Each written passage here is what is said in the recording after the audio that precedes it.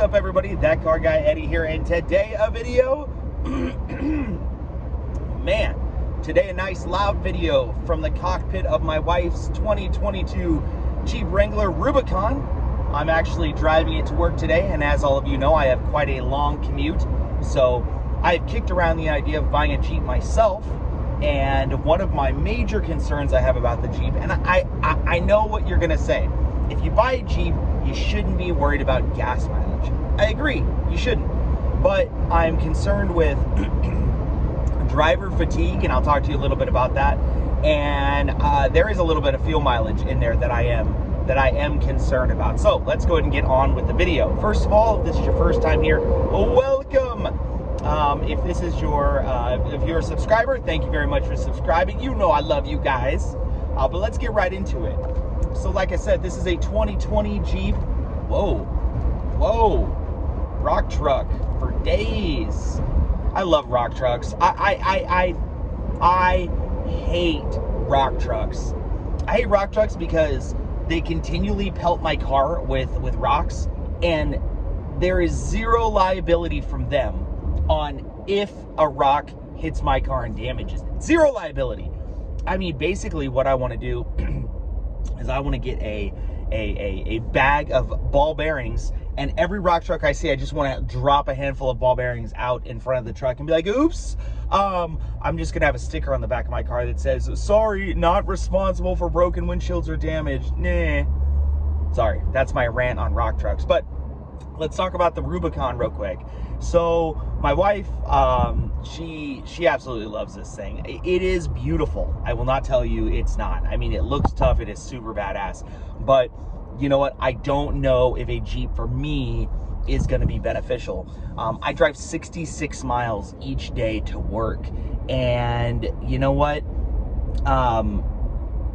The soft top's loud. It's pretty loud. So if I got one, it would have to be a hard top, which is fine. It doesn't bother me a whole lot, but it's also just a stiff ride. Of course, this is the Rubicon, so it's got, you know, 31s or 33s on it. I think it's 31s from the factory. And I was actually told my wife, I said, hey, let me take it to work this morning, and let's see what kind of fuel mileage I actually get on the freeway for an extended period of time. This particular one is a 2.0 liter in it. And I'll tell you, at 65 miles an hour, it's getting 20 miles to the gallon. That's all she's got. That's the best. It's 19 or 20. So, you know, I'm not trying to drive this thing for any distance. Not to mention the fuel mileage not only sucks, but the seats, man, the seats are uncomfortable. They're very, very, very, very stiff. They're just not plush, you know? And I think I would have a lot of driver fatigue from this thing. And when I say driver fatigue, there's a couple of things in a car that will beat you up, and it's similar to a motorcycle. One of them is noise. Now, you don't understand how noise can mess with you until you're in a car for an extended length of time with a lot of noise in it. But it can kind of wear at you.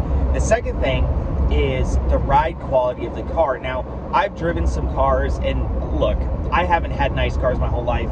I used to chop springs on Civics and stuff like that, and to be honest with you, those things had way worse rides than this. I mean, I've even had some cars where I've had coils all the way down, and they ride worse than this. It's just, I wasn't driving them as far as I'm driving this. Now, short trips around town, I don't think it should be a problem. But like I said, for me, I just don't think I could put up with this every day. I really don't. And it reminds me why I got rid of my Gladiator. 100% reminds me of why I got rid of my Gladiator. Now, when I bought this, I was like, man, this thing is badass. Why the hell did I get rid of my Gladiator? It was so cool. I could drive off-road and everything like that. And it's not till I'm driving this that it's all coming back to me now. Why I was so happy to get rid of the Gladiator was ride quality, the noise, the fuel mileage. It just wasn't built for that. You know what I mean? Now, is it a bad car? No.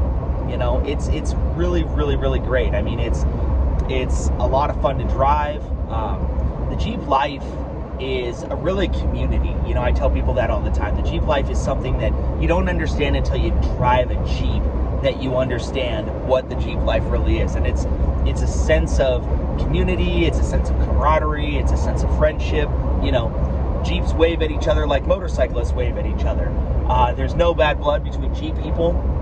In fact, because everybody that drives a Jeep is going through the same shit that you're going through. I think that's what it is. It's like a counseling thing for Jeeps. It's like we all know. It's like going to fat camp and realizing everybody's fat. Hey, there's a Jeep here. Jeep wave. Yeah, here it comes. Jeep wave. Yeah, he knows. He knows. It's an old YJ, it looks like. So, like I said, it's something that I just really, it is fun and it's great to be a part of. But like I said, you gotta be comfortable driving a brick. And for me, around town, like I said, it's great. I can't wait to get this thing off-road, so stay tuned for that. We're gonna do a lot of roading videos with it. Eventually, we're gonna take this thing to the sand and run it around a dune. That's gonna be a lot of fun. But as far as, are there two Wranglers in my life? I really don't think so. But stay tuned, because I do have another car that we're aggressively looking at getting. I'll tell you, I already can do a review of this, and I didn't even drive it to work. I drove it a quarter of the way to work, got off the freeway, and I'm actually headed home to go get the truck because I don't want to put up with this thing all the way to work. Okay? So, for what it's worth.